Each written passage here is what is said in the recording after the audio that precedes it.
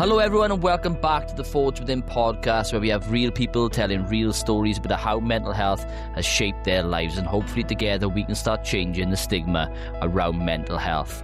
Today's guest is Dan Newman.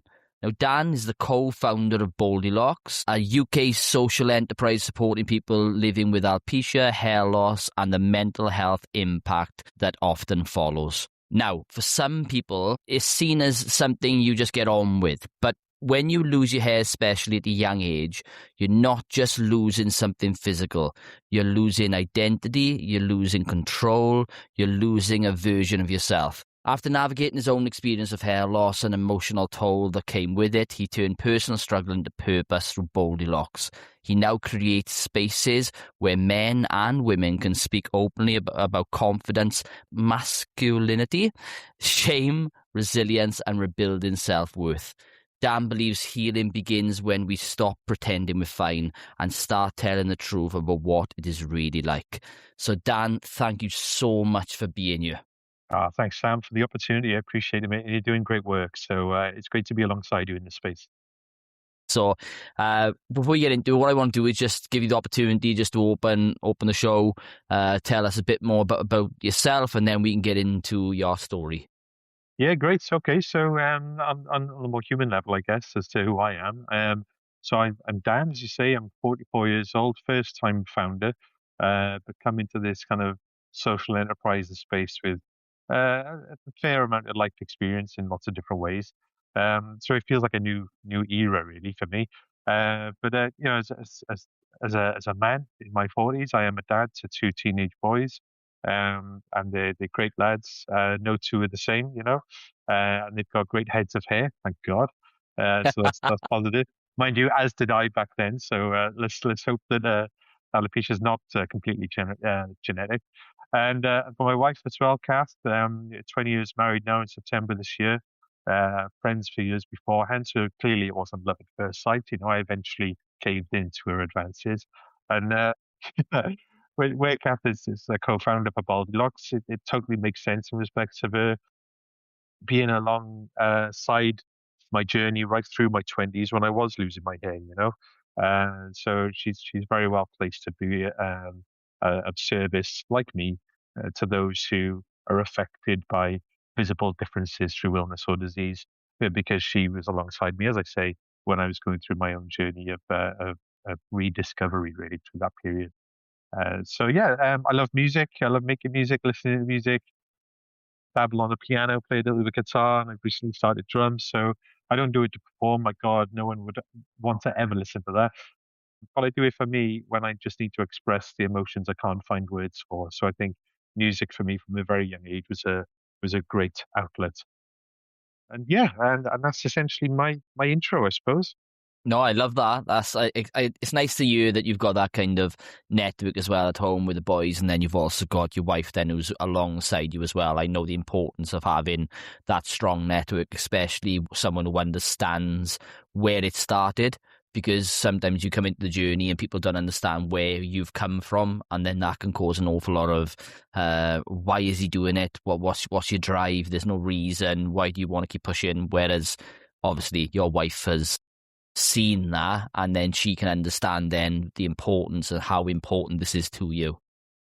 No, absolutely, and it does help a lot, like you say, because a lot of the things that we have to go through really bank on you having a strong sense of self-awareness, or at least having people around you that you trust to bring things to your attention when, like in my case, for example, I don't outwardly display toxic traits. I'm not a big drinker. I'm not particularly addictive or destructive, but she'll tend to know when I go in on myself or when my confidence is lacking. You know, my posture changes. I become more non-verbal. So you know, it's important to have that support network around you that creates space. You know, and creates a sense of trust. Because sometimes I think when you're going through a low period, low mood, or low energy, whatever that is, there's a chance, I suppose, that you don't really trust yourself. So my response to that is I kind of hibernate, I kind of isolate. But I know if I do that for too long, it brings on a deeper level of of depression. So yeah, it's great to have that support available to me where things can be brought to my attention when I'm not fully aware of them. You suffer with alopecia. That's right. Yeah, Yeah. yeah, Do you want to just tell us a bit more about what alopecia is? yes, definitely. Yeah, it seems to be that a lot of people are affected by alopecia than I originally thought. The conversations that I've started having now and the awareness that I'm raising around this condition, a lot of people are coming to me saying, my granddad had alopecia, or my auntie has that, or my friend has it, etc. So it's interesting to see that it's perhaps sadly more popular condition than I initially thought, because it'd be great if it didn't exist. But it's essentially what it is. It's a hair loss condition. We are led to believe, I suppose, that there are a couple of activators that go on really that lead to the follicles failing in the way that they do. Now, the reason I speak quite broadly is because I'm not an expert. I talk about my lived experience, but also I believe that there's a lack of clinical research when it comes to alopecia because it has just been labeled as cosmetic before, and I think that's probably hindered a lot of progress to really understand what causes it. So I'll give you what I'm aware of with it all. So I was told very early on that your white blood cells, when they are around your body trying to kill off infections and things like this, there is something that goes wrong with people who suffer alopecia in the sense that the white blood cells go after the hair follicles because there's something gone on where they believe that the hair is like attacking you. It's like a foreign body, So they kill off the follicles because they're thinking they're doing the right thing for you, and this then leads to the assumption, I suppose, that because the white blood cells are acting in a very haywire-like way, that it must be stress activated. So therefore, if you're stressed, it's likely that this could be an effect. And a lot of people do say, "Oh, yeah, I went through a bereavement. My hair started falling out," for example. Um, but then a lot of people say about gut health and how poor gut health can lead to a lot of physiological uh, symptoms. So, like that can often turn out to be psoriasis or eczema or something like that. So, I would really sum it up and say, like, alopecia is a hair loss condition where something's going on in your body, we, and it's making your follicles not work as they ought to. That leads to sometimes an immediate total hair loss, which brings its own shock really to the individual, or it can lead to a more of a taunting, sporadic pattern of loss and then regrowth to the point where you're thinking, oh, my hair's coming back, great. Oh no, it's gone again. So it's like this constant, prolonged agony of like, am I going to be normal again? So and it's distinctly visible because you've got patches all over your head, and it's not so easy to disguise when you're in that kind of lost transition. It's not easy to disguise with hair toppers or hair systems or anything like this. So you kind of got this visible difference that you can't really hide, which again presents its own sort of psychological challenges. So essentially, that's what alopecia is. It's a taunting condition led by the failing of your follicles for reasons that we're not fully aware of, apart from it perhaps being down to your immune system, your gut health, and stress and trauma. Fair play. You've sounded that perfectly. Then I think that gives a really good idea of what alopecia is for the people who don't understand what alopecia is. But how old was you when you started noticing that hair loss? Because again, I think there's an awful lot of men who lose hair at a young age, and it is their identity as well. And it doesn't matter what age you are. When you do lose your hair, then obviously, like you said, you become very self-conscious. But when it comes to alopecia, and it's sporadic sometimes, and you can lose bits and it comes back, it's leading you into a false sense of security. So you think that you're getting better, then, oh God, it's not again. So mentally, that's got to be really exhausting. But it'd be interesting to find out a bit more about how old you were and when did you first notice that the hair loss was happening? Well, interestingly, I was never the first to notice when my hair started falling out, and it happened on three occasions, really. So I only recently found out that when I was about 6 years old, and my mum told me this. She said, "Oh, I was first aware of that you had an issue with your hair when you were about 6 years old, and you walked past me in the house or whatever, and I ruffled up your hair, as you were walking through, because I had this like really dense, thick hair, right, that I often complained about. What a lesson learned there. But anyway, so she, so she kind of ruffled up my hair and she said, "Oh, it kind of lifted up like as if you were wearing like a toupee." So her response to that was, of course, we didn't have Google back then, right? We didn't have smartphones, nothing. You're talking about the mid 80s, you know. And so her response to that was essentially to pack my hair back down and then just see me on my way. So like, nothing was really investigated or really looked at, you know, to see what was going on with that. And then fast forward maybe about 8 years later, where I was kind of pre-teen, I guess, or early teens, and you know, we back then, maybe it still happens now, really on the playground. You know, you used to get picked on if you were a bit poorer than others, if you didn't have the right shoes or the right kind of logos and stuff. And one of the other indicators that you may have been from a poor household was a bad haircut, right? So there was some truth to this. You know, my parents were going through a bit of a tricky patch financially. A friend of theirs with best intentions cut my hair, and it came out not looking so great. But ultimately, it wasn't down to a lack of skill. It was down to the fact that I also had another bout of alopecia, which showed itself this time along the hairline at the back of my head and down the bottom. So it just looked like someone had really screwed up a haircut, like Edward Scissorhands, but getting it wrong, like, you know.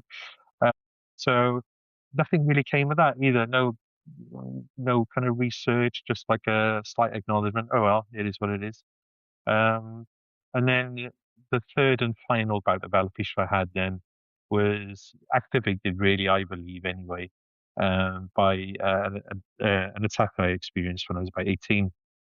So I was assaulted by two guys, and you know, shortly after that, then I was trying to rebuild my confidence off the back of that traumatic incident.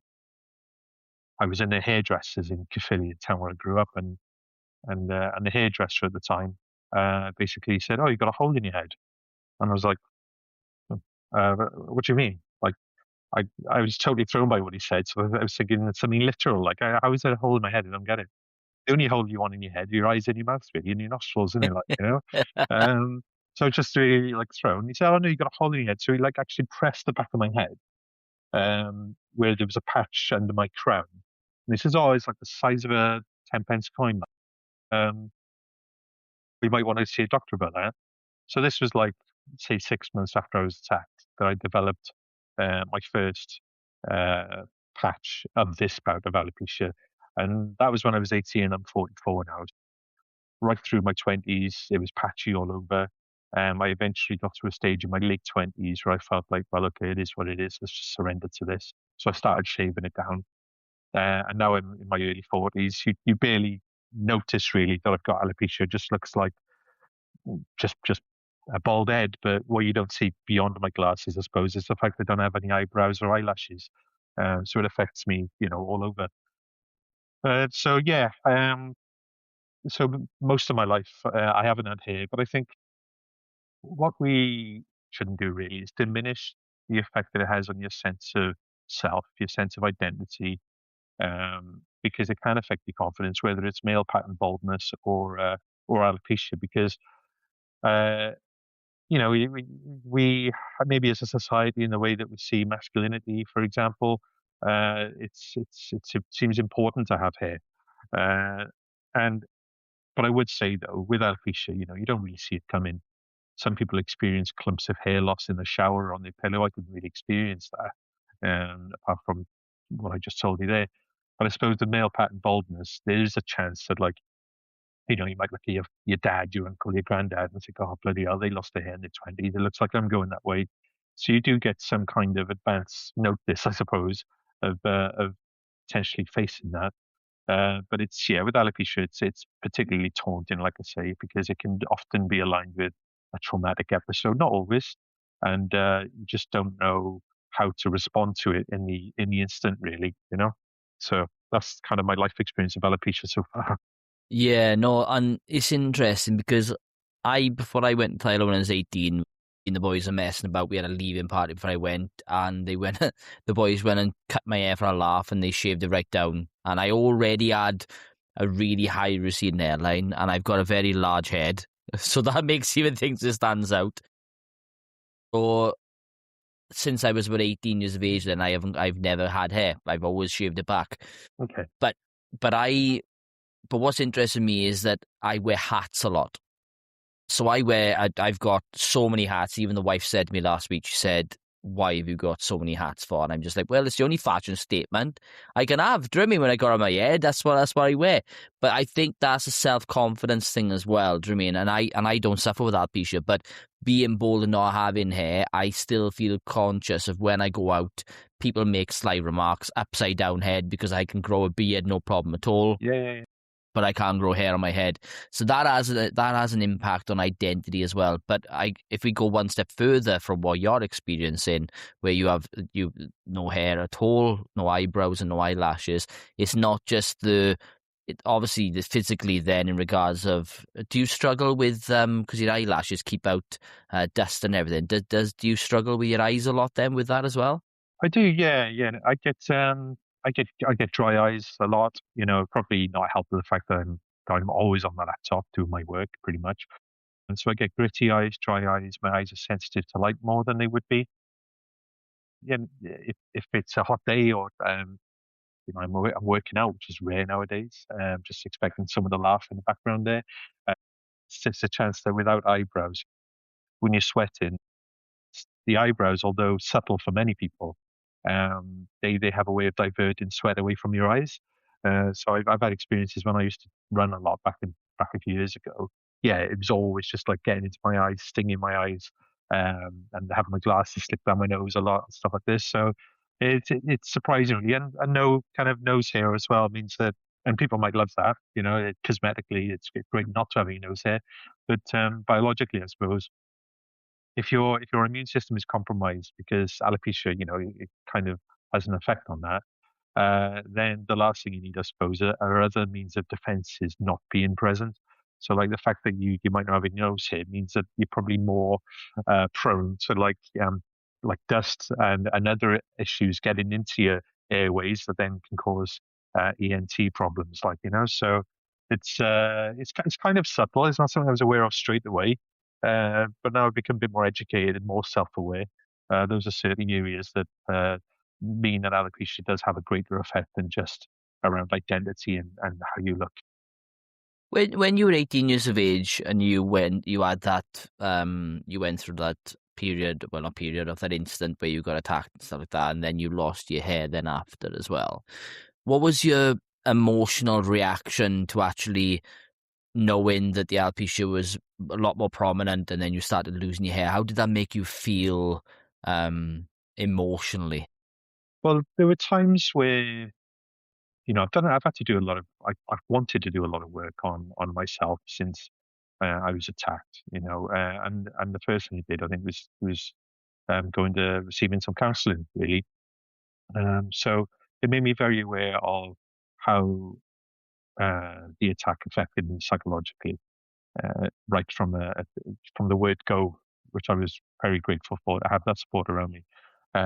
What I didn't have much of an inclination for, of course, was the fact that my hair was going to start falling out a few months later, where I became a bit more aware around, that it's okay to like still go out in the local village when it's dark, and it's okay to leave the house, that, not everyone's out to attack you. I developed the rationale around that pretty quickly and recognized to myself that it was an isolated incident. It could be a lot worse. There was a kind of a resolution there for me. But when my hair started falling out there, when I was trying to get beyond that, it did kind of feel like a reminder of the incident and how, as much as I did the work to loosen the grip, I suppose, of the trauma, it presented itself then in my hair. So I went through this very like, what the hell's going on kind of thing. Or this is still signs of the attack happening. Like I thought I was working on myself to get beyond this. So it really kind of opened up a lot of self-loathing, really. I thought I was better than this. Why is my hair falling out now? Oh, they've still got a hold of me, etc. So it was constant reminders of the trauma that every time I lost my hair, that I was still back in that victim state. Yeah, did you have? I was going to say, I'm glad you mentioned that word victim as well then, because with the fact of losing hair and then mentally then linking that to the attack didn't help, did you grow a lot of resentment and anger then towards the people who done that because it's the effect that it's had? In a sense, yeah. I mean, the two guys, they were arrested and they were punished for it. So I didn't feel like they had how can I put it? Like, they didn't pose a constant threat to my life, right? But I think what it colours though, and this is why I think it's important that we often check ourselves as to what lens are we looking at life through.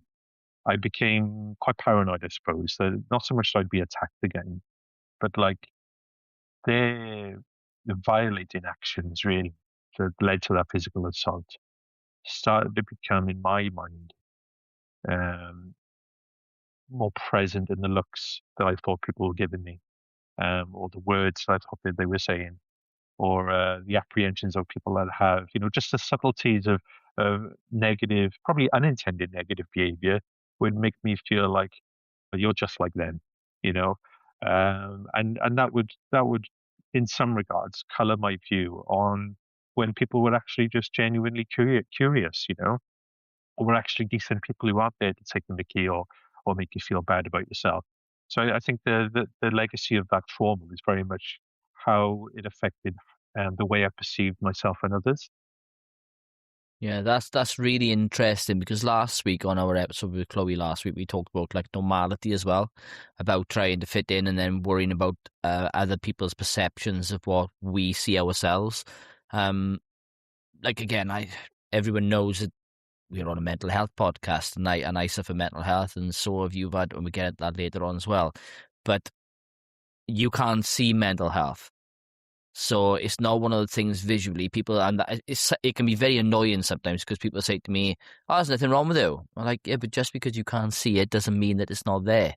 But again, then with yourself, when people are looking at you and you've had that negative experience of what happened in the attack, it always leaves that error of doubt then in the back of your mind that are they doing it? Are they doing it because they're curious? Are they doing it? So you're constantly assessing the room when you're in there as well. So you're always on guard. Oh yeah. But I think that comes with as we go into like male confidence, being confident in yourself. So how it'd be really interesting. I'll ask you a question on from a societal point of view. So how do you think that society frame male confidence? And again, I think that it's an interesting one, isn't it? Because we got to be checking in on our own life experiences, on our own prejudgments, and uh, subtle discriminations we hold in ourselves as to what that answer might be. A societal view on masculinity. If you break it down, my view on masculinity might be different to yours for different reasons. So it is an interesting topic that we've got to look at, especially when there's a perception that toxic masculinity is rife right now and it's causing a lot of division. Um, I would say, looking at my own life experience and what hasn't worked for me is that I've just a couple of quick examples, I suppose. I would say I've had in my life so far, I've had a mixed set of uh, male role models. Some good, some not so good, and the in no particular order. Then, I'll jump straight to the viewer on sport and physical strength, right? So, uh, I was always like the youngest in my year, right? I'm oldest born, so in school I was always seemingly to be the less strong or the less athletic. Right? I was quite young in my age group. But equally, I didn't really ever lean in towards sportiness because I had a very aggressive, dominant, much older brother living in the house with me who just like was a bully basically, and he was very strong and into his rugby and into his football. So and he would just like yeah he would attack me as well. He'd get quite physical, and we're talking about an age gap where I was 10 and he was 18, right? But he had his behavioural issues. My parents perhaps weren't the best equipped to understand how to navigate parenting him, but they did their best for what they could. So he started to represent everything then that I felt masculinity was. So I kind of had a natural aversion into anything that seemed close to that. So he was into rugby. Therefore, I'm not going to be into rugby because that's for mean men, you know. Or he's into football. I'm not going to be into football because that's where the Muppets are, like, you know. So I developed this snobbery, I suppose, and this aversion because I associate masculinity with making people feel bad, you know, this alpha, this dominant, this strength. I didn't necessarily align masculinity with other qualities. Um, that even now I may be struggling to articulate as I'm able to revisit my own relationship with masculinity, especially now I got two teenage boys myself. It's a very complex topic. So I try and believe, I suppose, that actually there isn't a strong unifying societal sense of what masculinity is. It just means that perhaps there are some common views around what it's believed to be. So with that in mind, I would say that like we just got to look at ourselves as human beings, really. And I know people can talk about masculine and feminine behaviors and quality that can sit in males and females and whoever's in between that definition.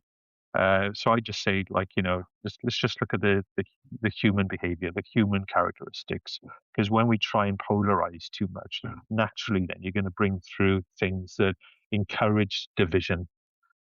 So I felt that uh, you could be a real man if you were sporty, if you were physically strong, and you were able to fight. You know, that was my view on masculinity, and those were all of the things I was not. But just to finish off the point, though, where I've reconciled a number of differences within myself that make me feel a bit more comfortable in my own skin is the fact that masculinity in healthier forms can be found in lots of places. And that's where I found it in music. You know, like even Rage Against the Machine, for example, right? Very shouty, very aggressive. You could argue very dialed up on the masculinity. But actually, the lyrics that they talk about are on about breaking down patriarchal toxic systems. You know, the Manic Street Preachers, you know, I grew up on them a lot. And they've got this very androgynous sort of aesthetic about them. Uh, but by and large, they present themselves as heterosexual white Welsh men. But they talk about love and romance, and they talk about trying to reconcile the human condition with trying to make the world a better place, even though some of the lyrics are intentionally quite dark and disruptive. And then in more recent times, Radiohead. You know, I love Radiohead, but they don't present like robust, strong men shouting down a microphone with huge guitars. Like, you know, they're very uh, melancholic, melodic, but perhaps invite us to look within ourselves. So a lot of these things transcend masculinity and femininity, and I think we need to do a lot of work to ensure that we don't polarize ourselves into either camp, because that's when we just dwell on the differences rather than really looking at what connects us. Mm. I think that's really, really strong, because when we look at like society, for me anyway, when we look at society, you see like men's health magazines of what a man should look like. You've got the thing from women as well, what women should look like in the fitness magazines and models. So we're constantly comparing ourselves to a societal narrative of what it should be. So for me, as long as you are happy, it doesn't matter what you do. Nothing should be classified as what's man and what's woman. If you look at, especially, both brought up in the valleys as well, the old nuclear family is disappearing at a vast rate. Yeah. So it isn't like the man goes out, he does a manly job, the woman stays at home and does the dishes and everything like that. That's not a thing anymore. So I think even though it was something that was very, very big back in the 60s or earlier than that, the 70s and 80s and everything, we're now transferring to this time where equality is a big, big thing now. So it doesn't matter if you've got a boy who doesn't want to do sport, it doesn't mean that he's less sporty, because he can take up another activity. And I say that with my son. My son I tried to start him off with football. He was playing football, my youngest one now, and he didn't like it. But then he's into his music and everything. My older son, he's sport mad. sport, football, rugby. He plays football twice on the weekend. But my middle son is drama. So he's a drama student and he goes acting and stuff like that. So there's a wide variety within this house, in my household. I've got different tasks, and it's not the same around. And I've had comments said to me about about the middle son. Oh, he's going drama and all that kind of stuff. And I'm thinking, why would you associate him doing like a drama activity with being less efficient than someone who's doing sport? It makes no difference at all. It's all to do with the activity you do it, and as long as you enjoy it, it doesn't matter. It really, really doesn't. So, yeah, it's one of the things that I'm quite passionate about, because we get ourselves so lost in social media of what a person is deemed to look like. And that then, again, as we talk about, leads to mental health ailments, where you start having identity crises, you start suffering anxiety, social anxiety. There's so many different aspects that follow on then from us perceiving what we are told, what we actually believe we should be inside. Yeah. I mean, if I could just add to that, Sam, absolutely. When it comes to like the arts and culture and the view that that's a more feminine space. I mean, God, look at Idris Elba, look at Tom Hardy, look at those kind of actors that present in a very masculine way, but also present in a way that's very very engaging, like when they're in interviews and things, and they talk very broadly around humanity and sometimes spirituality and things like that. So it's a funny thing that still people want to put these interests into particular pigeonholes, because it's like as if they're obsessed with finding out who's heterosexual and who's homosexual, for example. And it's just like, uh, we're 2026 now. Like, what's going on? I've always found it really important for us to find our tribe. Find our like-minded people, and that can be a very diverse group. And I like nothing more than a group of people that present a diversity of thought into a conversation. I mean, if you go back, when we were like very much in our tribes around the campfire, I guarantee you that we were part of the same tribe. We probably looked a little bit different, but not massively. But we all had different strengths. We all had different things to bring to the campfire, different stories, different abilities, different strengths. So I think this over obsession around compartmentalizing people's interests. Oh well, if you play music, then you're probably not into rugby. Well, I know people who play rugby and they're great at the piano.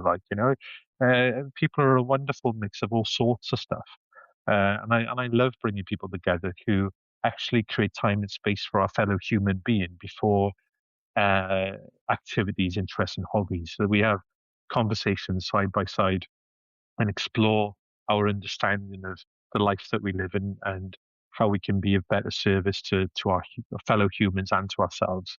And then everything else is after that. That's what helped me build my confidence, was the fact that I was able to, in my 20s, find a fantastic group of people that brought all sorts of different stories and interests to the table.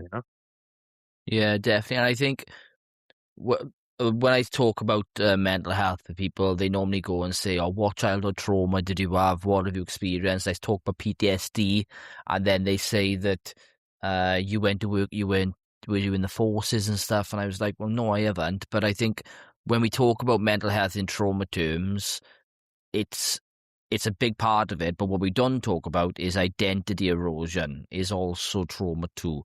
That's something that we don't talk about enough. We think of what have happened previously. We don't talk about the person you've lost for a long period of time. And I've said it last year, I believe, before I went to Thailand, even though I had a lot of things going on, there's a different Sam to who went to Thailand before, and then the Sam will come after, because then I literally, for a long period of time, until last year, when I've done an awful lot of work and now in doing this, where I didn't know who Sam was.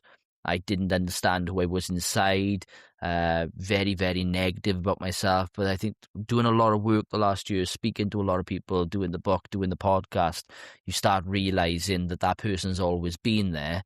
But it's identifying that was a traumatic period of identifying who I was inside as well. Yeah, definitely. I think there's a lot to be said around, the inner child kind of work. There's what we don't always recognize is that life experiences are compounded on top of each other to the point where we forget what our purest form was like, and probably even predates conscious memory as to who we are. But who we are really, I suppose, in another way of looking at it, is how we go through life, navigating adversity and opportunity and trauma and joy, all of the stuff. And I think it's remarkable uh, where people are at when you meet them. If you meet them where they're at, then you get to understand. Okay, now this is Sam. He's been through these life experiences, and what I'm witnessing now is a snapshot of Sam, where a lot of this version of Sam may exist for years to come. Fast forward 20 years, and you may feel even more like Sam, whatever that is, because you're on that journey of constant self discovery and that mission to help as humans heal, So I think it is important to reflect, but it's also important not to ruminate. I know my mum had a terrible childhood and a lot of trauma with that at the hands of her mother, who basically had bipolar, unmedicated, untreated, alienated, isolated, etc. Right. So there's a lot of generational trauma going on there, but it pays her no benefit at all to revisit those memories because cognitively she knows them. She hasn't bottled anything down or suppressed anything, but what it has done, though, is perhaps led to some present day behaviors that don't serve her too well, such as like chronic pain, for example, even the physiological stuff, where perhaps some inner work still needs to happen, not about revisiting the past, but revisiting her relationship with the past. I think that's something that we can always work on. Because at the end of the day, the longer you get to live, the more life experience you're going to pick up, and we need the tools like you've developed with the Forge. You need the tools to be able to recognize that okay, you are going to go through some stuff, and that's the beauty and tragedy of life all in one. But it's how we navigate it and stay human and stay giving and stay wholesome. I think these life experiences are very important to us. I think that's where like acceptance for me and accountability come into consideration. The bullying when I was younger, horrific bullying instance from 6 to 11 years of age, the identity crisis of achieving so much within sport, but doing it from a perspective of I wanted to prove people wrong, and then what happened in Thailand. All of those things until recently, and the work that I done from 2018 to 2025 was down to the fact of I had to accept those things that happened to me, had happened to me, but they don't define me going forward. And then accountability then is, I've said it before on podcast, I was accountable for not telling my mother when I was younger I was being bullied. I was accountable for not talking about my mental health and what I was actually feeling was playing badminton. And I didn't have to go to Thailand, but I chose to. So I put myself in that situation.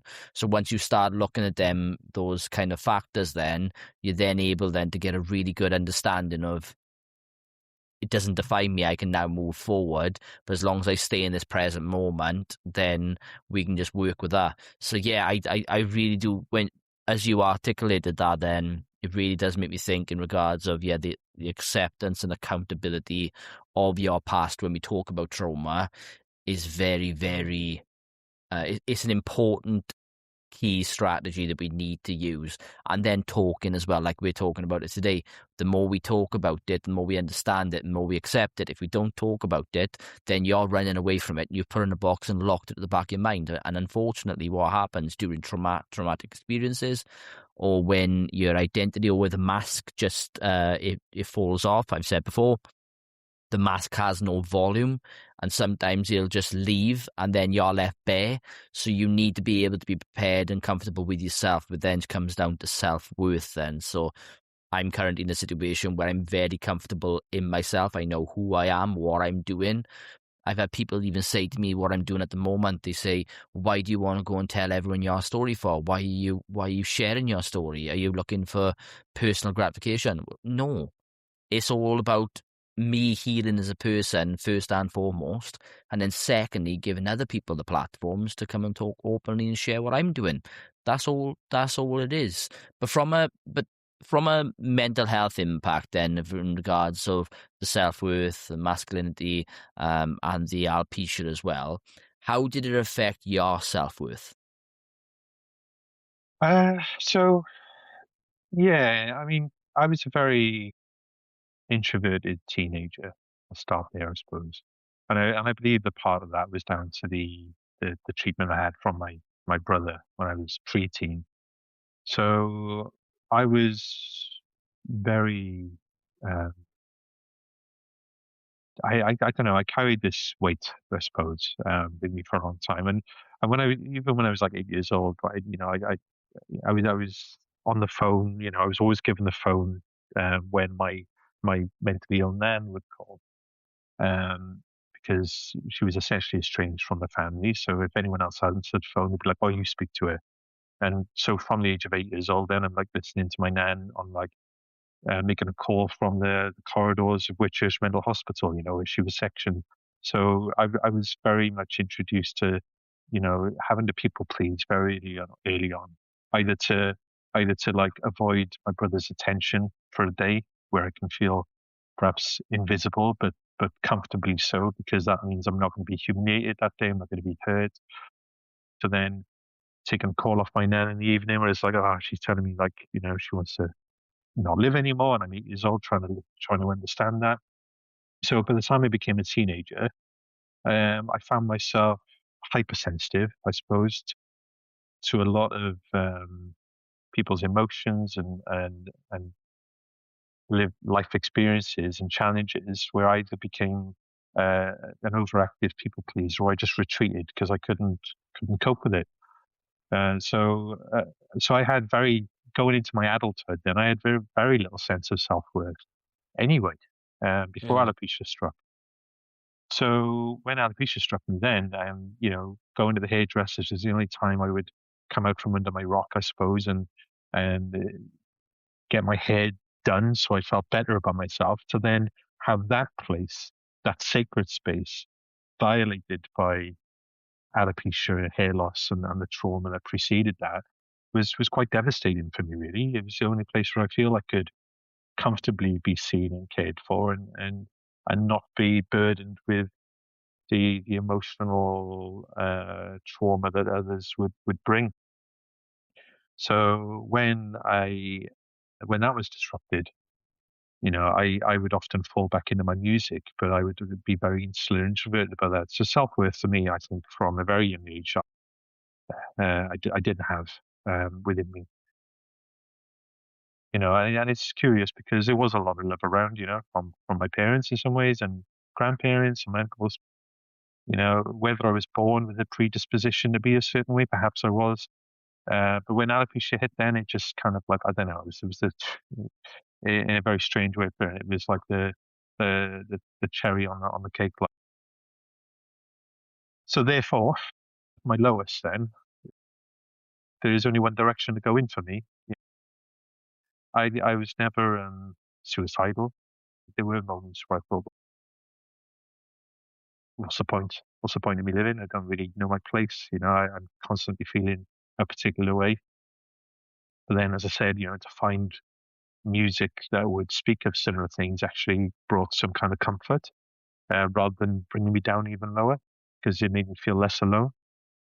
So when my hair started falling out, then I'd already, applied for a pub job beforehand, and I just started a pub job, and was carrying suddenly this very visible condition I didn't have in my interview a few months prior. So working in a pub job when I was 18 with my hair falling out, in Caerphilly, had to fast track me to a place of self acceptance, and start to recognize actually that there are people who look you in the eye and they don't look at the patches on your head. And from there, then I started to rebuild my sense of self, because I was not hiding away in my bedroom. I was not trying to avoid, building relationships, because I've only ever really known these relationships to deplete me. I was suddenly building up a fantastic network of friends who saw me for being me. mm, So as I say, you get to a point where you're so low, of course, there are a lot of people that make certain decisions, which is tragic. But for me, I that wasn't my life path. My life path was clearly to find a place to rebuild from. So yeah, it did erode the tiny bit of self worth I had, but really to the point where I was able to use as a catalyst really for rediscovering myself. It's really interesting because there's a growing trend at the moment when I'm speaking to people on the podcast every week is that when they are faced at the moment where they're in great struggle or great identity of trying to work out themselves, they choose another path where they go, right, okay, I need to put something in place in order to get me from where I am to going forward. Obviously, that can't be said for everyone. Tragically, people have taken their lives as a result. But it kind of shows that, yes, and again, if you're looking at that kind of forge method as well, the acknowledgements that you're in denial about it, let's say, for instance. And when you're in denial of, you've locked yourself away, you're not talking, you're socially introverted, withdrawn, say, for instance, in order to move at the next stage to acknowledge the issue, it's really difficult and it's uncomfortable. It's the flame. It really does spark that kind of, I don't really want to be here. You didn't want to be in that pub, having all them people looking at you and talking. But what it did, even though it was very difficult, it allowed you to develop, like you said, an increased level of self-worth where you could turn around and go, well, no, actually, I can do this. And everyone knows when you're in a pub, you've got people who are drunk and stuff like that, right? Things are said, they throw in insults or they throw in gestures, and you have got to toughen up. It's like working on a building site as well. Do you know what I mean? You work on a building site, you got the poor labourers get the amount of abuse a labourer gets is incredible. But what it does, it kind of develops that kind of real strong fundamental blocks of, no, actually, I am strong. It's not for everyone, I can understand that, but it really does show that if you transition through that uncomfortable stage and then you go through into that accountability and acceptance, and then you're able to do that, you're then able to move on to what you're doing now. And it's the same with the guests who I've had previously. They're now doing incredible things because they've put the hard work in. It's not going to be easy. And you've said that. If we're looking at your situation, losing your hair, being attacked when you were 18 years of age, having that identity crisis as well of understanding why are people looking at me, why is this, all these big why questions, to actually putting yourself in a situation going, right, okay, I'm going to put myself right in the frying pan and see what happens, and then coming out the other side like, wow, okay, I can do this. It's incredible, Dan. It really is, because I don't think I would have been able to do it. I really don't think I know it's easy to say that, well, if you're in my shoes, you'd be able to do it. But I think it just shows a strength of character for you to go through that period when a lot of people struggle with alopecia. And it kind of, for me, solidifies the fact of how much of a role model you are and why Baldilocks is so important to people, because they want to follow in your shoes, that there's going to be people who are currently struggling with that denial acknowledgement stage, and by hearing your story of how you transitioned through that, they are then able to move on through their lives and start making impacts as well. So kudos to you. I really do appreciate I really do think an awful lot of you for doing that and hearing more about that kind of side of how you the adversity stage. No, I'm grateful for that, Sam. Thanks. I mean, it does mean a lot. You know, I find it incredible that I get to spend every day, um, kind of building the Baldilocks business, knowing that it's the basis of Baldilocks comes from a place of pain, but also then purpose, and we get to see the impact on a very frequent basis. I mean, just to touch on a few things you mentioned there, which I think wonderfully bring in a few points we explored earlier around masculinity and leadership and what it's like in construction, etc. I've always and this kind of tracks, I suppose, my own acceptance of and better understanding of what masculinity is. I'm going to use a particular example like Gordon Ramsay, right? So when I first started watching Gordon Ramsay, I was like, oh, we don't like this guy. He's like a bully, right? He's very dominant. It's very like all of the things that I dislike about masculinity. But when I looked a little bit closer, there's always a moment where he he kind of seeks someone out i- in that environment, and he then demonstrates a very nurturing aspect to his personality, to the point where you'll see that someone is struggling to express their skills or their talent, and he'll do some incredible things in supporting their career path from that because he sees them. So what he does, he disrupts. He disrupts people's mindset because people adapt. They create a new normal sometimes in a situation that actually doesn't serve them too well at all. I totally get the idea of restart, reset, or rebirth, that kind of stuff, right? But if you're just adapting to what you've always known, then you're always going to cultivate anything that's just always happened, and you suddenly become the victor, then creating victims, unless someone disrupts it and makes it visible and brings in accountability. So I think for me, Gordon Ramsay is an interesting symbol of masculinity because masculinity can invite compassion. And I think in construction, there is disruptive culture there around banter and things. But when I think the actual bullies are few and far between.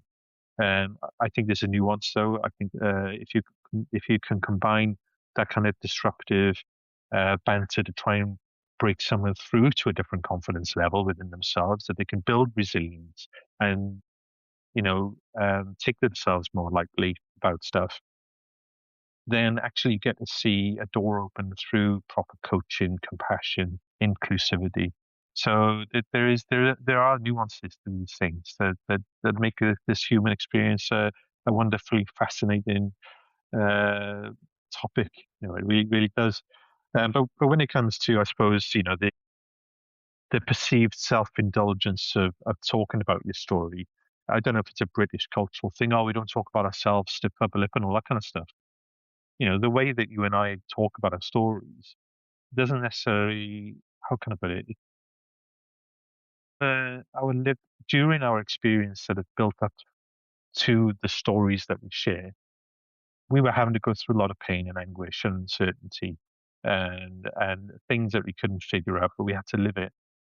Now, what greater gift can pain bring you than for you to be able to be of service to others so they haven't got to go through the depths of the pain or the length of time that it took you to get to a place of self-acceptance and inner peace. So why wouldn't you finally now be in a place where you can feel like you can articulate your life's journey, express it in such a way that helps people navigate those adversities in a much quicker way than you ever could? Be the support to others that you couldn't find for yourself. So we need to talk more. We need to share more. We need to co-design more. We need to be shoulder to shoulder more, not finger wagging and lecturing and making people all empathy fatigued because we keep going on about the doom all the time. How can we look at accountability and moving away from being a victim, and re-empowering ourselves so we can then nurture our fellow man or woman or next generation to be living a better life. It's a powerful life mission to unlock in yourself, and you do it very well, Sam. I'm very grateful that we have met and that you're doing what you're doing because if you can make if you can positively affect in a very minute way the trajectory of someone's life, that definitely is a life and death situation. So, you're saving lives out there doing what you're doing. And I think it's remarkable. There's no bigger gift in life than be able to do that for people.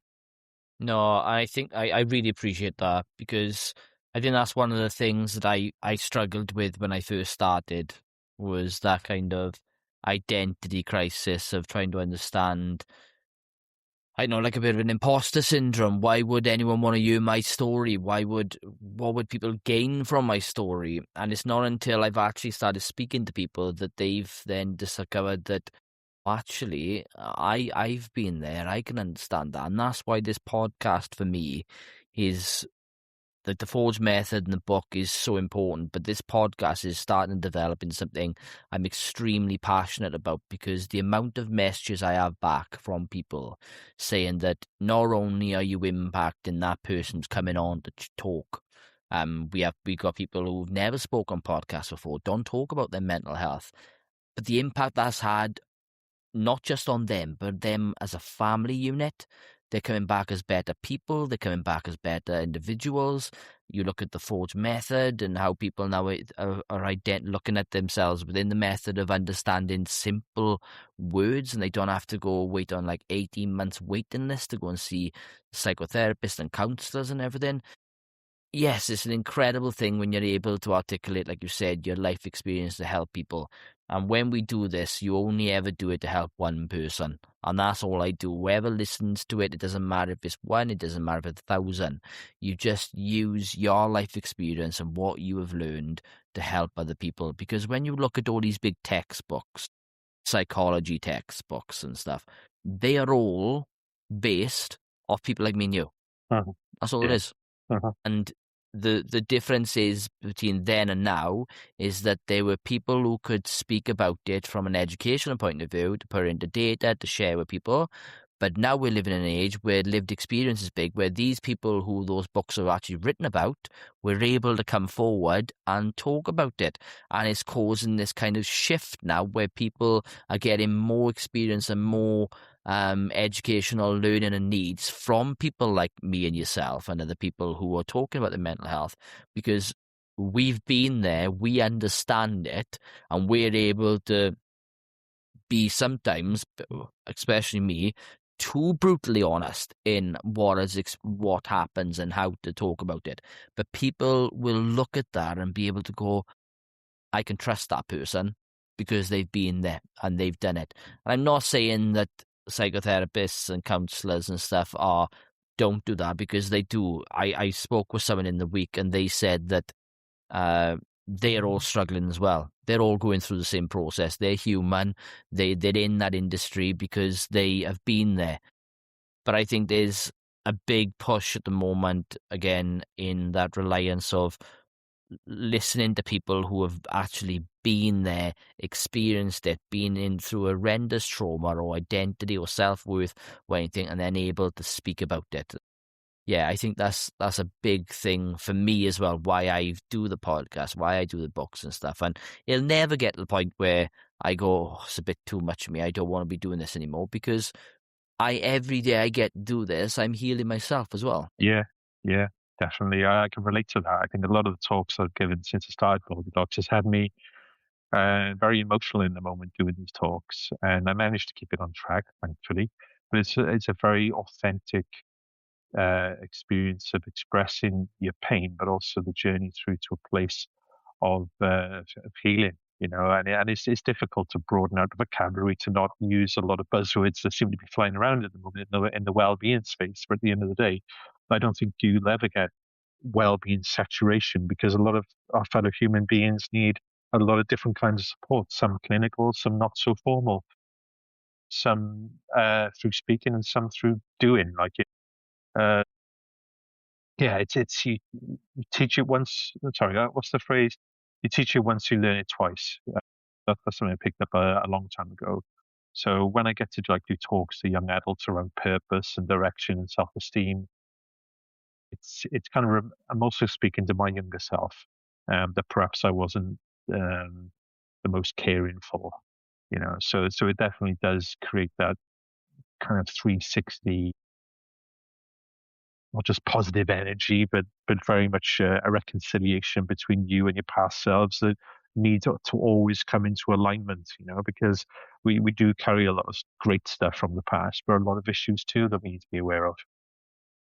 Yeah, and what I want to do now, I think this is a perfect opportunity now, is that people understand where you've been, how you've transitioned, how you've put yourself in a situation to grow as a person when you're facing adversity in regards of your self-worth and identity. So I want to talk into the amazing thing that you've created alongside your wife as well, and that is Baldilocks. So tell me, what sparked Baldilocks? Okay, so a couple of things that spark Goldilocks I often talk about. So we talked a lot already about the personal kind of motivator to be able to bring something to the world that can have my pain become my purpose, etc. Right? But there were particular key moments that came up in recent times that really brought this all together for me. So number one, I was going to a local pizza place, and there was a guy there, probably in his early 20s. He was serving. He was quiet otherwise. It was only me and him really in that space. And I could see patches all over his head, right? So he had alopecia, and very much the way it looked for me when I was around his age. And whenever I see someone with alopecia, I can spot them a mile off, right? Even if it's not that obvious to others. So I get this moment of like, oh, it's one of me.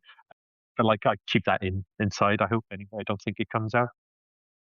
But with this guy, I kind of approached him, with a bit of caution and sensitivity. So when I ordered my pizza, I looked at him and I said, "Oh, you've got alopecia, haven't you, like me?" Now in my head, I was thinking it would go in the way of like, "Oh yeah, I have, yeah. Oh right, so when did you get? Oh, blah, blah, blah. We could talk it through." But what happened in reality is that he actually sort of caved in. He kind of like just said something under his breath that I couldn't quite catch, and he just kind of like retreated like to his teammates, I suppose, that were kind of out the back cooking. And I was like, "Bloody hell, what happened there?" And I kind of realized that, yeah, right, okay. So I forgot what it was like to be that age, dealing with that condition, and how deluded I think I would have to be to think that I didn't have a visible condition because that's what would enable me to leave the house. So I kind of called him out, really, like unintentionally, for having something that he was trying to ignore. So that for me then reminded, right, okay, empathy is important here. Even though I wasn't insulting, the guy wasn't ready. Um, so I don't pass that off as, oh, well, that's a him problem. I think, well, there's an opportunity now for me to recognize that I am in a place where I've made my peace. I know that people need that help. So it just kind of sat with me. I didn't quite unlock anything at that point. I was just kind of sat with me. And there was another moment then where I was walking down the high street in Bridgend, where I live now, and I saw a barber shop, right? And they got this lovely, like old school aesthetic going on with the big chairs. And I was like, oh, I love a bit of that. And I kind of found myself then, like, I must have looked like a dog sat outside a butcher's. I was looking through the window thinking, oh, how amazing would that be to go in there? And I was like, oh, well, but I can't. And of course, I made my peace with my condition. So I'm not like a little violin time. I don't spiral into all this kind of stuff that I used to. I just thought, well, that's bugging me a bit now. How can I fix that? How can I reconnect people with places? Again, no real solution. I was just trying to figure it out. And then there's a third moment there, which seems daft, right? But it's an important part of what really unlocked it all for me. And it was quite simply, right? My son was on the phone to his friend, right? They're about 12 years old at this point. And whenever Matthew comes on the speakerphone, his voice just catches my ear, right? So I banter with him gently. I'm a guy in his 40s bantering with a 12-year-old, right? How immature, right? But it is what it is. Um, so I say something to him quite harmless and jokey, but bantery, and he quips back in a heartbeat and he goes, "Shut up, Baldilocks." And in that moment, I thought, "Oh, that's so good." I thought, like, he's won that one. He's won that one. Um, it reminds me of a time when I beat my dad at Scrabble, right, when I was like 13 years old. It was like, oh, I got to give it to you. That was really, really fast, quite funny because there's no spite in it, right?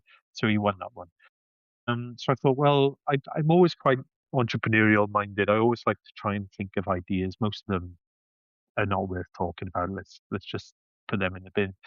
But this one, I was thinking, right, empathy. I was thinking connection. I was thinking humor, and those keywords now have become our values of Goldilocks. So I think, I've got my lived experience. I've got the story. I've got the mission. How can I bring people to a sense of self acceptance with this condition that we can't cure right now? But, but what does that mean as a business, though? So that's when I went on a bit of an exploration. And so I went to a barber shop and I said, look, I'd love to have that experience, but I haven't got any hair. Is there something that we can do where I can go in and have a treatment? Because, COVID lockdown, everyone felt a disconnect to different places. So I wanted to be able to tap into that shared psychology, that shared empathy, that even if you don't have alopecia or some stigma around hair loss, we have a human experience that we can all tap into around what isolation, disconnection feels like. So I went to the barber shop. I said, how can I solve this for people like me? And they said, well, they said, all right, well, come in, have a hot towel, cold towel, have a close shave, because even if you don't have hair, that's a great exfoliating process anyway. I Yeah. was like, oh, okay, cool. And it's on my Instagram, right? My wife was filming me kind of building up the confidence to go into the barber shop to the point where I actually end up taking the seat and going through all sorts of intense emotions and memories. And by the end of it, after Katharina, who is the barber at this place, after we have this conversation and she's given me the treatments, I came out, I like glowing, like floating almost. It was amazing. There was a moment of curiosity then of thinking, oh well, how can I develop this further? This is setting our path now of trying to like be quite business minded around saying to the barber, every bald head that goes past your door now could be a customer if you take on the Baldilocks experience or whatever it is. But anyway, I parked there for a moment and I thought, well, what does this look like for women then? You know, because I go to an Alopecia UK support group and there's a lot of women there. Other shops are not really going to unlock that for them. So I looked at salons, I looked at spas. I spoke to Cardiff and the Vale College about an idea, and a few weeks later, then we got 4 ladies with alopecia enjoying a spa experience where, in the 3-minute video again that you'll see on my social media, they go in with their hair systems on. They seem a little bit uncertain. By the end of it, after a course of treatment of like getting their nails done, having massages, they sat in a restaurant. Then by the end of it, with their hair systems off, just glowing in that kind of in that experience of being connected again, not just to a place, but to themselves and to others. You know, the feedback I had from a couple of the women, like Deborah, for example, she said to me afterwards, she said, look, if I saw a Baldilocks sticker on the window of the spa or salon, I know I'd feel understood and welcomed. And I thought, wow, you know, so I have unlocked something now. The genie's out of the bottle, right? So um, this for me really uh, brings something to the planet, to humanity that I can formulate. Um, and since then, you know, I've been developing other services and experiences to help raise awareness of alopecia, but also to help people with their general well-being, especially around the nervous system. So nowadays, what you see Baldilocks doing, whilst we get to a place eventually where we can be that sticker on the window of high street locations, you will find us at events, you will find us at workplaces. We've done experiences at the NHS, we've done it on construction sites where I have my team of Baldettes, my freelance massage therapists, and they'll be given 15-minute seated massages to help people in their day find some time and space to attend to their well-being. It doesn't take hours, it doesn't cost the earth, and it can be done where they're at.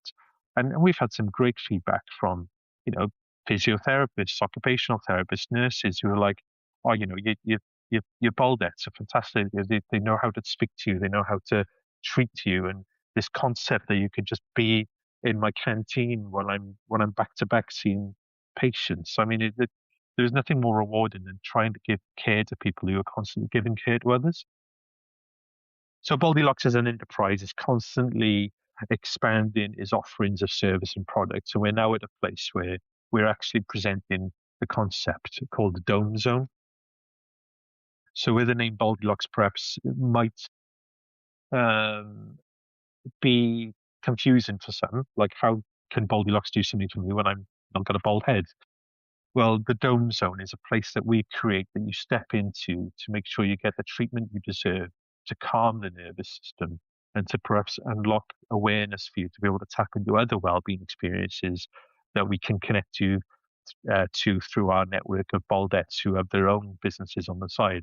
So we're really cultivating a well-being ecosystem that's not just about mental health talks, which I've done, it's not just about massages, but it's about making sure that people introduce really effective, efficient, inexpensive means of attending to your well-being. Because unless that's in the right place, then nothing else will be. But yeah, Baldilocks, we're into our second year now. We've been finalists at a couple of different entrepreneurial awards.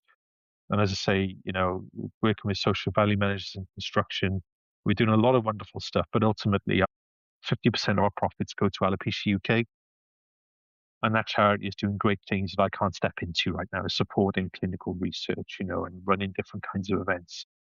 So we are a formal social enterprise, but I'm glad to say we're bringing a lot of glow into people's lives, and that's essentially the essence of what we're doing.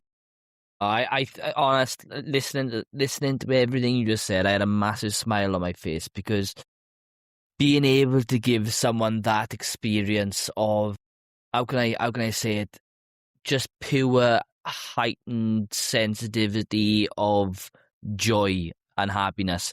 It reminds me an awful lot of the film with Will Smith, The Pursuit of Happiness. Oh, yeah. When he comes out and he's just like buzzing. And for you, in such a short period of time, for someone who feels so self-conscious, these people now will go into the salons to actually be in a public place around a dinner table without their hairpieces on or their hair systems. That's incredible. What an incredible achievement to give people that, and that's not only just touching the surface of what Baldilocks is doing.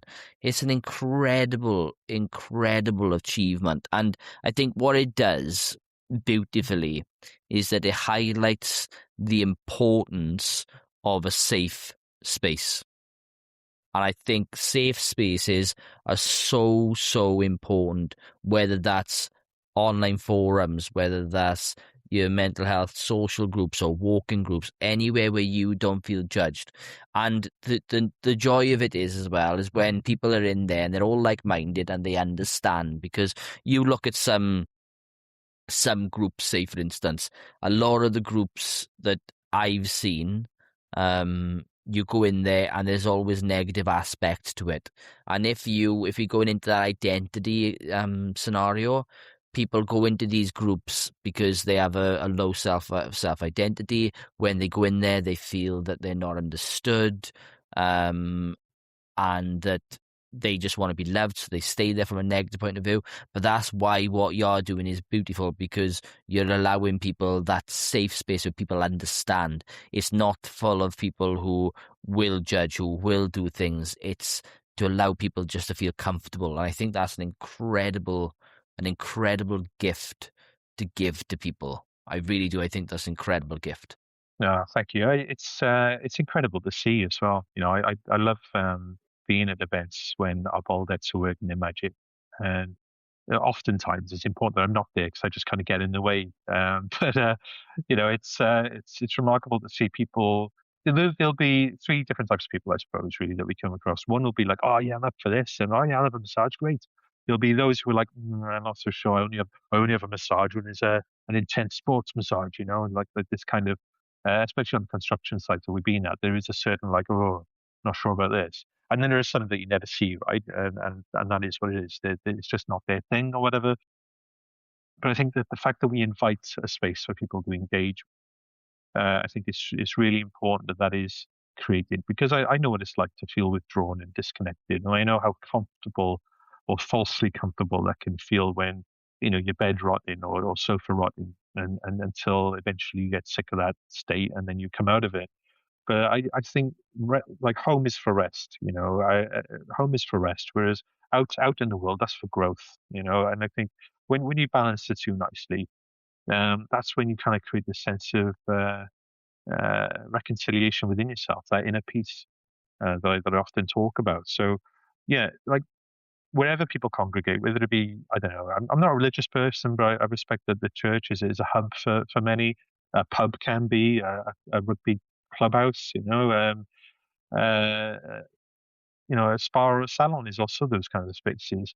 There's nothing worse, I don't think, that when something happens in someone's life and it takes them away from those spaces that they perhaps even took for granted as to how much benefit they were getting from. I mean, when you look at the spa video, and this was certainly much more noticeable in the space. You're looking at women there who have lost their hair through no fault of their own, who have suddenly had this disruption and this disconnection and this shame and all the stuff that they carry. And I've got to say, the reason I say women in this place, pain knows no gender, right? A woman's pain is no worse than a man's pain. But what I will say when it comes to societal expectations, when you look at the Baldilocks icon, do you see a man or a woman with alopecia? You might think, oh, it's clearly a bloke because it kind of looks like me. But there's a lot of women with bald heads and glasses out there, So therefore, do men lose a sense of masculinity when they lose their hair?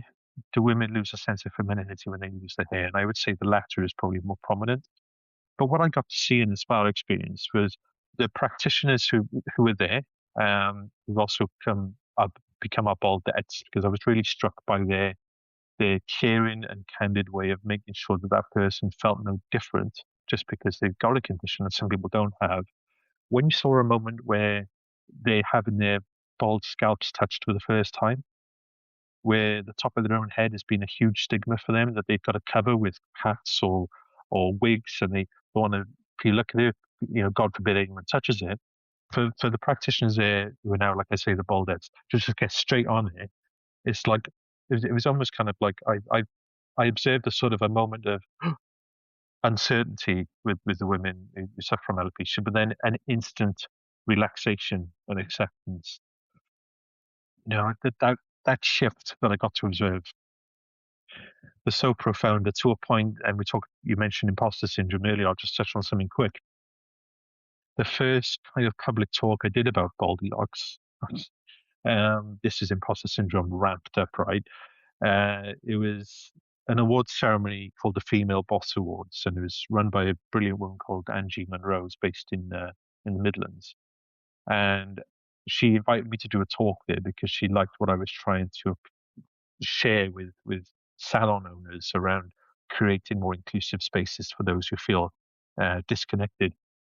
So I'm there. I'm at like Tonight Josephine's in Birmingham, which is like super camped up and all bright and lovely colours, etc. And I'm dressed in my intentionally kind of black cap, black t-shirt, Baldilocks logo, and it's like a Love Island after party, right? Aesthetics are off the chart. Everyone looks amazing, and I'm like, oh my god, what am I doing here?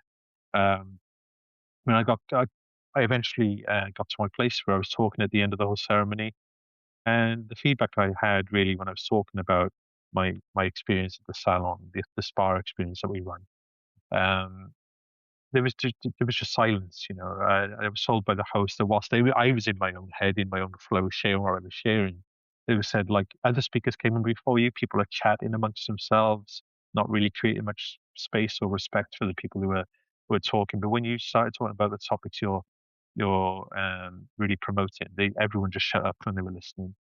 But the biggest thing that I pushed to them, I said, look, it's all about dignity. I said, there is no way that anyone should be leaving your place feeling less. And I said, you're all gods, right? Guardians of dignity. That's what we call you in the Baldiverse. I was going, so please, like whenever anyone comes in, make sure they leave with their confidence, not without it.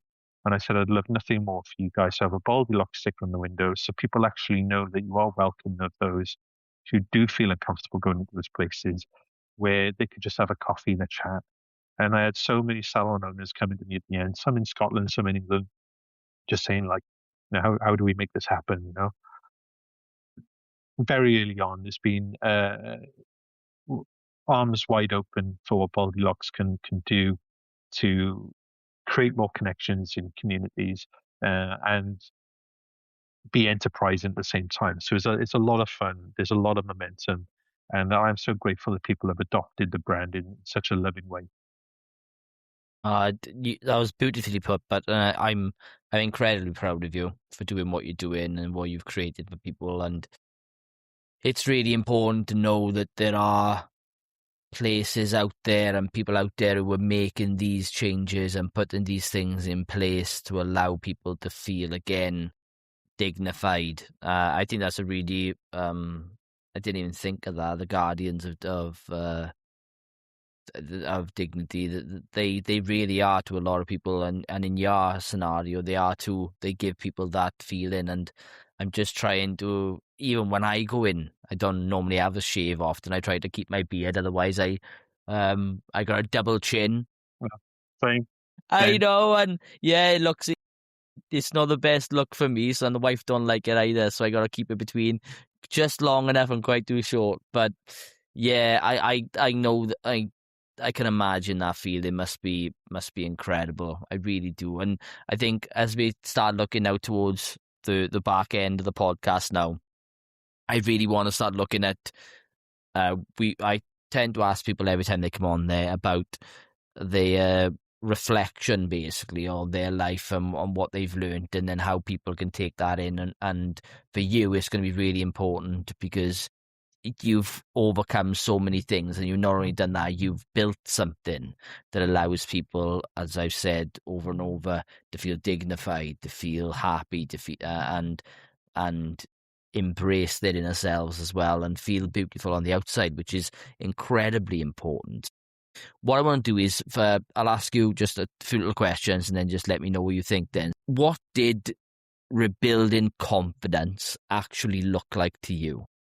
Rebuilding confidence, what it looked like to me, getting out of my own head, um, was critical. Getting out of my own head. I spent too many months or seemingly years in a self-imposed sense of isolation. You know, don't get me wrong, my guitar playing ability really kind of improved during that time. But you know,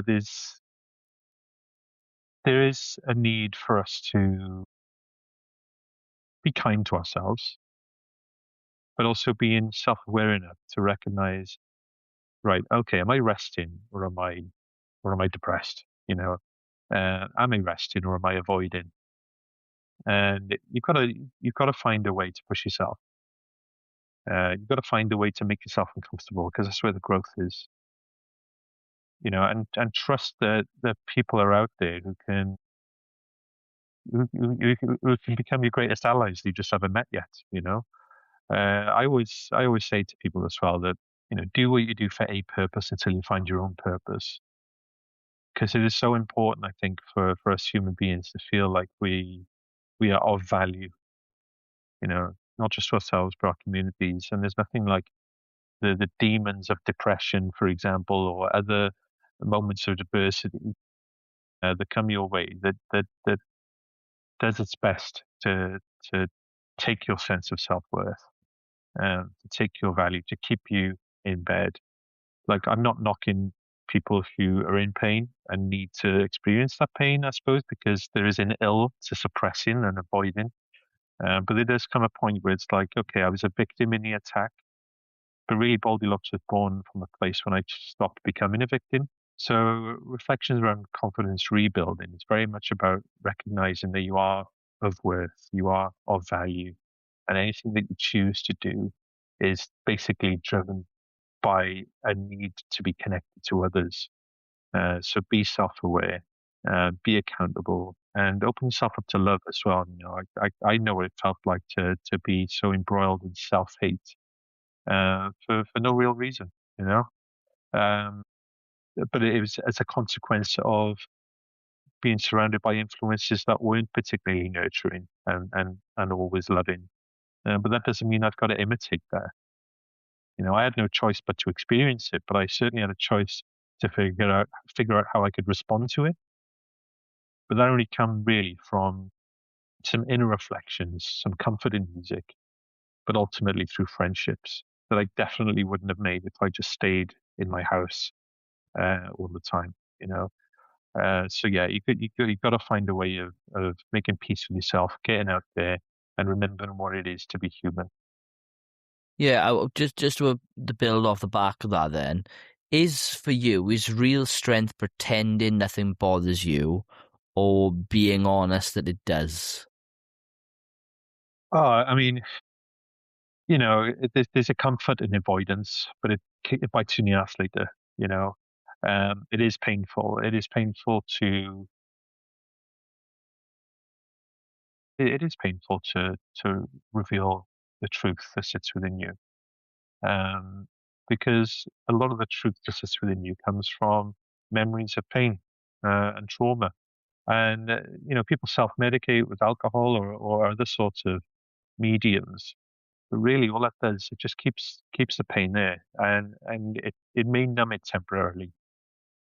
You know, there's strength and there's a need, but it's painful to dig deep, but do it in such a way where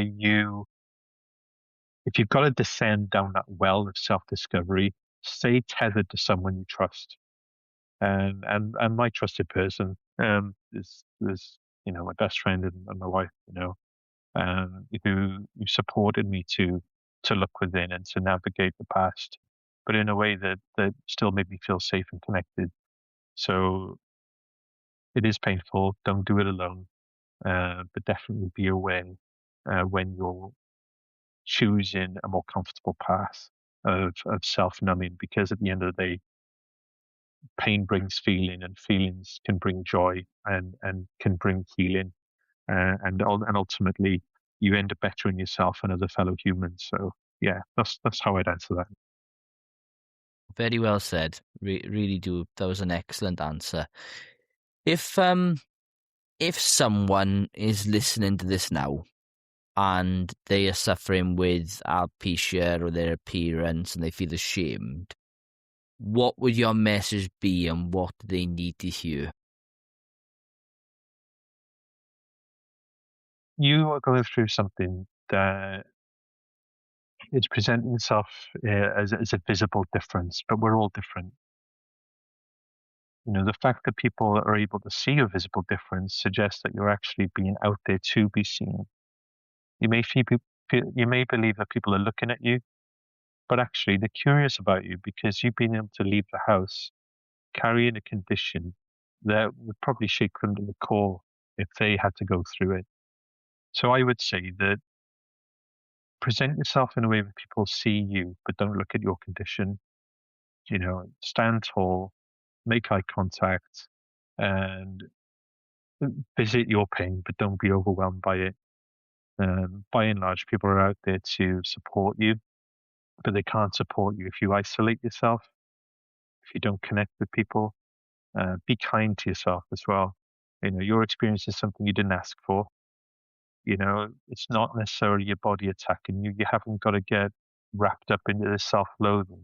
Just recognize so you're being presented here with an adversity in life that you can learn from. And there's nothing more attractive sometimes, in fact, you know, where you might feel particularly ugly or hard to look at because you've got patches over your head. But there's nothing more attractive than eye contact and a genuine smile. And just because your hair's falling out doesn't mean that you can't achieve that.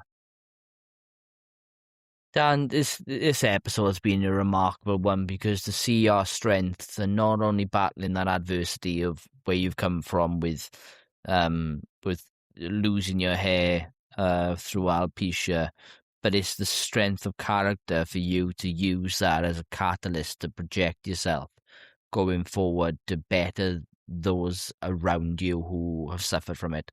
And that is a pure example for me of someone who is a role model, a hero, and an advocate for such a powerful cause. And I really do believe that what you're doing for people is an incredible achievement for you and your family. And I know ultimately that it is going to help but it has helped people, and it's going to continue to help people, and it's going to come with a lot of success because these safe spaces that ultimately you have created to allow people to feel seen, heard, understood, all these things, it cannot be undervalued, the importance of it in society. Thank you.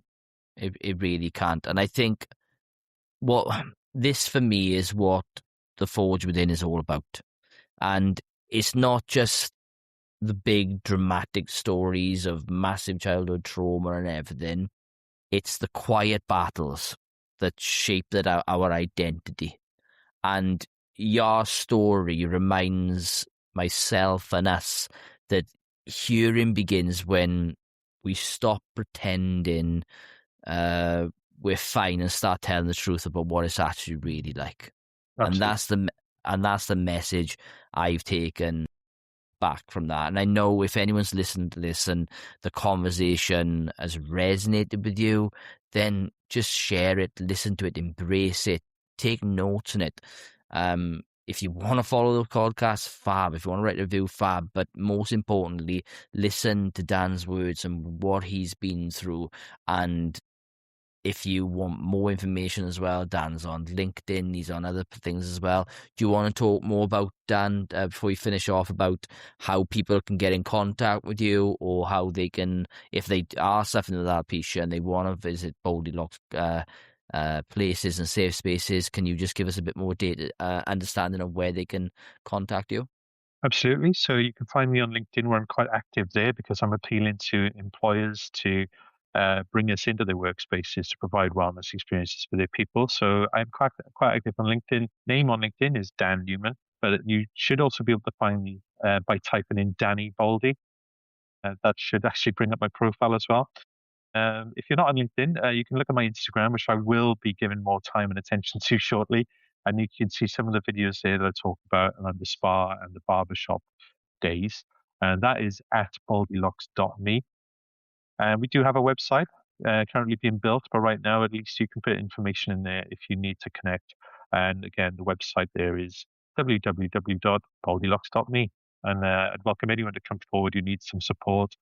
As I say, if it steps out of my specialism, I would happily signpost you to other bodies that can give you that kind of help along the way as well, such as Alopecia UK. They're a fantastic charity. So yeah, please get in touch. Fab. Thank you, Dan, and thank you. It's a Sunday. We're recording this as well, so giving your Sunday up as well to come and speak on here to share your story. I really do appreciate it, and we're going to be in contact a lot going forward anyway. But I just want to wish you all the best for you, your family, the Baldettes, everything that you are doing. Yeah, I can't thank you enough, because I know the importance of creating these safe spaces for people and the impact it has, and it's going to continue to do that. So thank you so much. That's all, Sam. As I say, thanks for the opportunity. You're doing great work, and I'm so honoured to be able to know you and to be on your podcast so early on. Thank you so much. No problem at all. And again, I think this just identifies, the more we talk honestly, the less people feel alone. And this has been the Forge Within podcast, where we talk about stories and relationships around mental health and how it's impacted our lives. And as you can tell from today, we are changing the stigma around mental health. So until next time, I shall see you soon. Okay, thank you. Bye. Bye.